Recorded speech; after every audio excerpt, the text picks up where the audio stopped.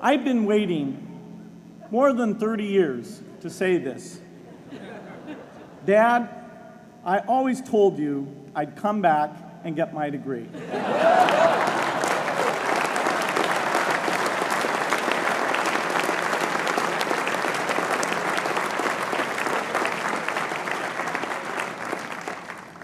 I want to thank Harvard for this honor. I'll be changing my job next year, and it will be nice to finally have a college degree on my resume. I applaud the graduates for taking a much more direct route to your degrees.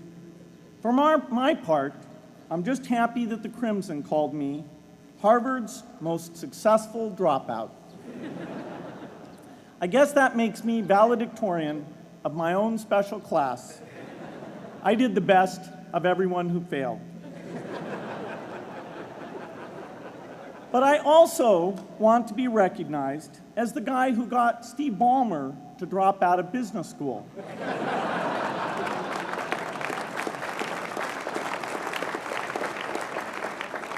I'm a bad influence.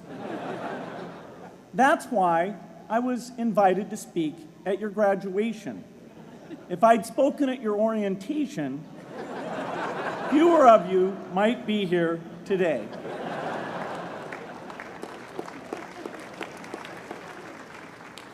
Harvard was a phenomenal experience for me. Academic life was fascinating. I used to sit in on lots of classes that I hadn't even signed up for. And dorm life was terrific. I lived up at Radcliffe in Currier House. There were always a lot of people in my dorm room late at night discussing things because everyone knew that I didn't worry about getting up in the morning. That's how I came to be the leader of the antisocial group. We clung to each other as a way of validating our rejection of all those social people. Radcliffe was a great place to live. There were more women up there, and most of the guys were math science types. The combination offered me the best odds, if you know what I mean. That's where I learned the sad lesson that improving your odds doesn't guarantee success. One of my biggest memories of Harvard came in January 1975, when I made a call from Currier House to a company in Albuquerque, New Mexico, that had begun making the world's first personal computer. I offered to sell them software. I worried they would realize I was just a student in a dorm and hang up on me. Instead, they said, "We're not quite ready. Come see us in a month," which was a good thing because we hadn't written the software yet. From that moment, I worked day and night on the extra credit project that marked the end of my college education and the beginning of a remarkable journey with Microsoft.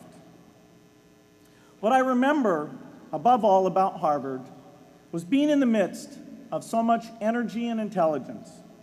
It could be exhilarating, intimidating, sometimes even discouraging, but always challenging. It was an amazing privilege, and though I left early, I was transformed by my years at Harvard, the friendships I made, and the ideas I worked on. But taking a serious look back, I do have one big regret. I left Harvard with no real awareness of the awful inequities in the world, the appalling disparities of health and wealth and opportunity that condemn millions of people to lives of despair. I learned a lot here at Harvard about new ideas in economics and politics. I got great exposure to the advances being made in the sciences. But humanity's greatest advances are not in its discoveries, but in how those discoveries are applied to reduce inequity.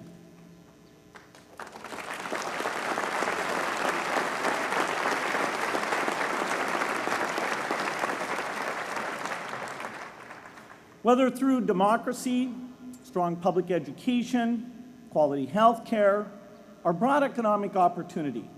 Reducing inequity is the highest human achievement. I left campus knowing little about the millions of young people cheated out of educational opportunities here in this country. And I knew nothing about the millions of people living in unspeakable poverty and disease in developing countries. It took me decades to find out. You graduates came to Harvard at a different time. You know more about the world's inequities than the classes that came before. In your years here, I hope you've had a chance to think about how, in this age of accelerating technology, we can finally take on these inequities and we can solve them. Imagine, just for the sake of discussion, that you had a few hours a week and a few dollars a month to donate to a cause. And you wanted to spend that time and money where it would have the greatest impact in saving and improving lives. Where would you spend it? For Melinda and I, the challenge is the same. How can we do the most good for the greatest number with the resources we have? During our discussions on this question, Melinda and I read an article about the millions of children who are dying every year in poor countries from diseases that we had long ago made harmless in this country: measles, malaria, pneumonia, hepatitis B, yellow fever. One disease that I had never heard of, rotavirus, was killing 500,000 children each year, none of them in the United States. We were shocked. We had assumed that if millions of children were dying and they could be saved, the world would make it a priority to discover and deliver the medicines to save them. But it did not. For under $1, there were interventions that could save lives that just weren't being delivered. If you believe that every life has equal value, it's revolting to learn that some lives are seen as worth saving and others are not. We said to ourselves, this can't be true, but if it is true, it deserves to be the priority of our giving. So we began our work in the same way anyone here would begin it. We asked, how could the world let these children die? The answer is simple and harsh. The market did not reward saving the lives of these children, and governments did not subsidize it. So the children died because their mothers and fathers had no power in the market and no voice in the system. But you and I have both. We can make market forces work better for the poor if we can develop a more creative capitalism. If we can stretch the reach of market forces so that more people can make a profit, or at least earn a living, serving people who are suffering from the great inequities. We can also press governments around the world to spend taxpayer money in ways that better reflect the values of the people who pay the taxes. If we can find approaches that meet the needs of the poor in ways that generate profits for business and votes for politicians, we will have found a sustainable way to reduce inequity in the world. Now, this task is open-ended. It can never be finished. But a conscious effort to answer this challenge can change the world. I'm optimistic that we can do this. But I talk to skeptics who claim there is no hope. They say, inequity has been with us since the beginning and will be with us until the end, because people just don't care. I completely disagree. I believe we have more caring than we know what to do with. All of us here in this yard, at one time or another, have seen human tragedies that broke our heart, and yet we did nothing, not because we didn't care, but because we didn't know what to do. If we had known how to help, we would have acted. The barrier to change is not too little caring. It is too much complexity. To turn caring into action, we need to see a problem, see a solution, and see the impact. But complexity blocks all three steps. Even with the advent of the internet and 24-hour news, it is still a complex enterprise to get people to truly see the problems. When an airplane crashes, officials immediately call a press conference. They promise to investigate, determine the cause, and prevent similar crashes in the future.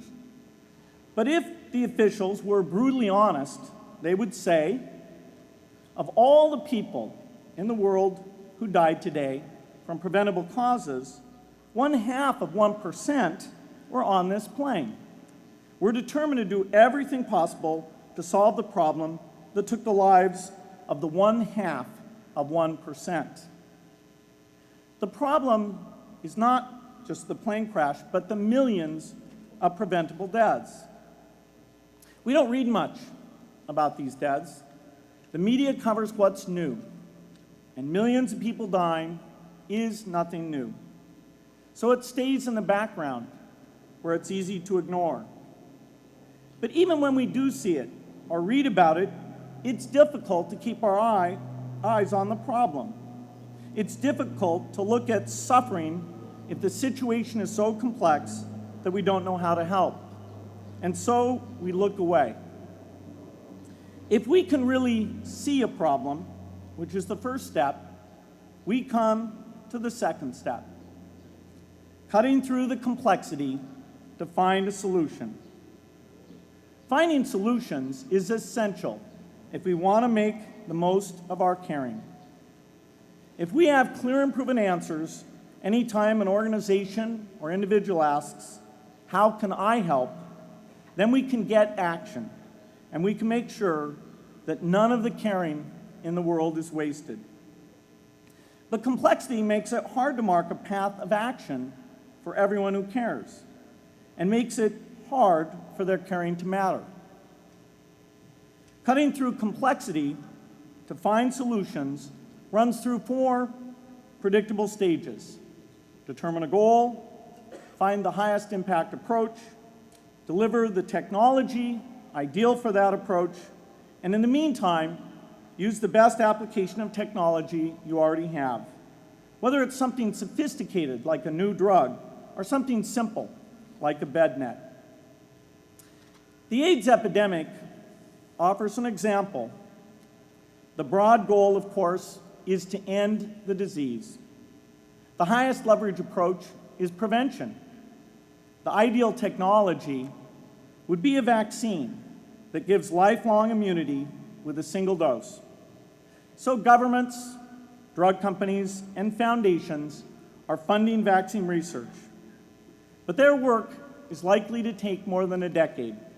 So in the meantime, we have to work with what we have in hand, and the best prevention approach we have now is getting people to avoid risky behavior. Pursuing that goal starts the 4-step cycle again. This is the pattern. The crucial thing is to never stop thinking and working, and never do what we did with malaria and tuberculosis in the 20th century, which is to surrender to complexity and quit. The final step, after seeing the problem and finding an approach, is to measure the impact of the work and to share that, success or failure, so that others can learn from the efforts. You have to have the statistics, of course. You have to be able to show, for example, that a program is vaccinating millions more children. You have to be able to show, for example, a decline in the number of children dying from the diseases. This is essential not just to improve the program, but also to help draw more investment from business and government. But if you want to inspire people to participate, you have to show more than numbers. You have to convey the human impact of the work so people can feel what saving a life means to the families affected. I remember going to the World Economic Forum some years back and sitting on a global health panel that was discussing ways to save millions of lives. Millions! Think of the thrill if you could save just one person's life, then multiply that by millions. Yet, this was the most boring panel I've ever been on. Ever. So boring, even I couldn't stand it. What made that experience especially striking was that I had just come from an event where we were introducing version 13 of some piece of software, and we had people jumping and shouting with excitement. I love getting people excited about software, but why can't we generate even more excitement for saving lives? You can't get people excited unless you can help them see and feel the impact.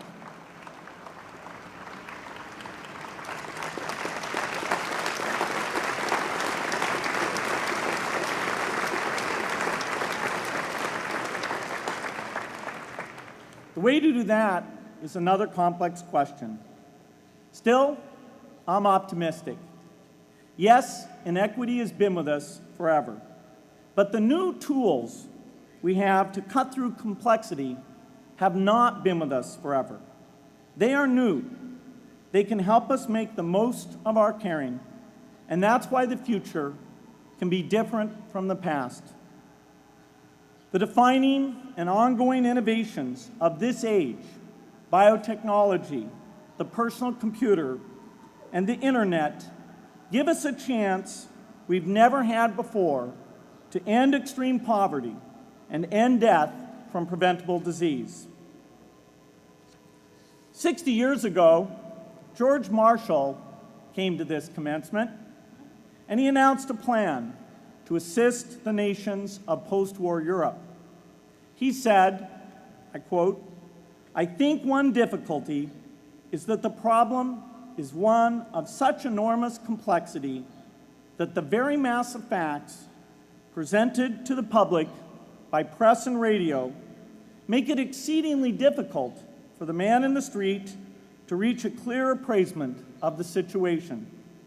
It is virtually impossible at this distance to grasp at all the real significance of the situation." 30 years after Marshall made his address, which was 30 years ago, as my class graduated without me, technology was emerging that would make the world smaller, more open, more visible, less distant. The emergence of low-cost personal computers gave rise to a powerful network that has transformed opportunities for learning and communicating. The magical thing about this network is not just that it collapses distance and makes everyone your neighbor. It also dramatically increases the number of brilliant minds we can bring in to work together on the same problem.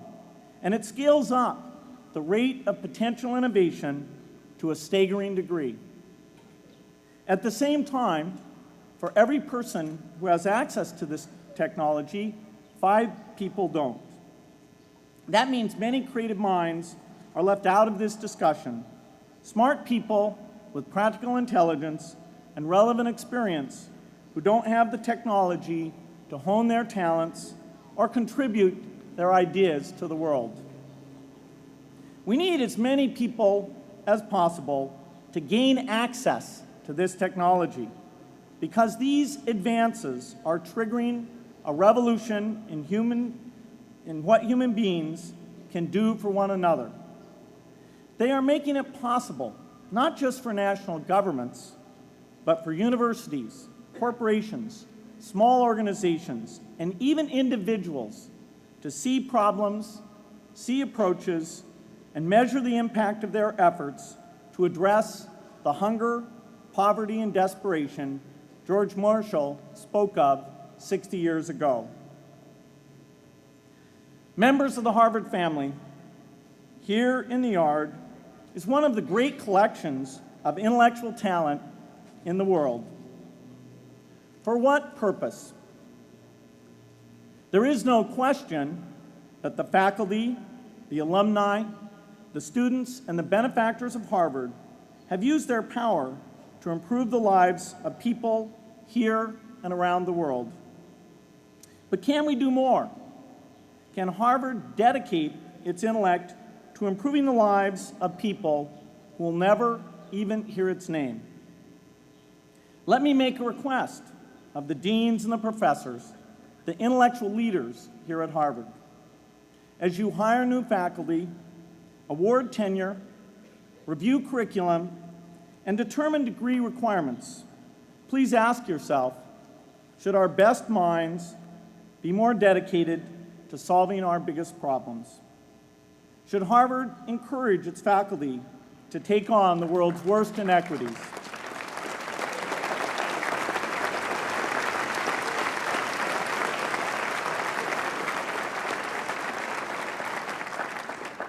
Should Harvard students know about the depth of global poverty, the prevalence of world hunger, the scarcity of clean water, the girls kept out of school, the children who die from diseases we can cure? Should the world's most privileged learn about the lives of the world's least privileged? These are not rhetorical questions.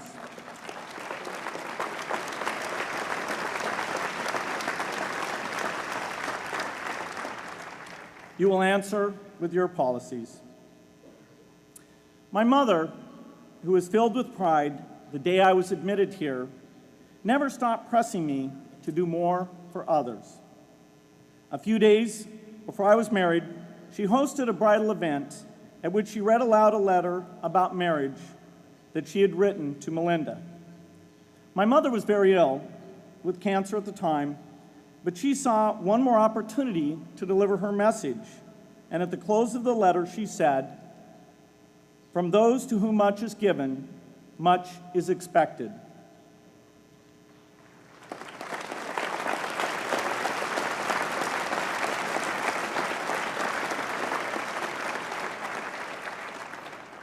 When you consider what those of us here in this yard have been given in talent, privilege, and opportunity, there is almost no limit to what the world has a right to expect from us.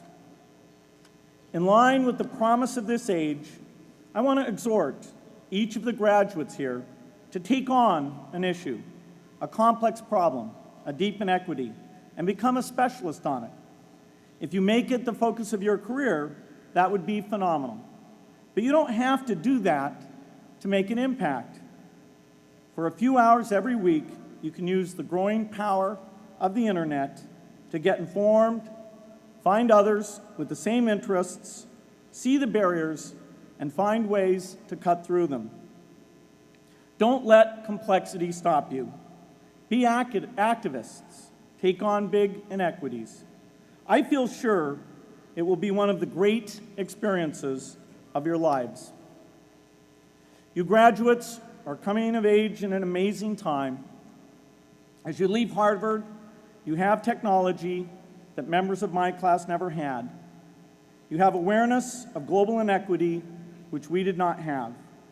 And with that awareness, you likely also have an informed conscience that will torment you if you abandon these people whose lives you could change with modest effort. You have more than we had. You must start sooner and carry on longer. And I hope you will come back here to Harvard 30 years from now and reflect on what you have done with your talent and your energy.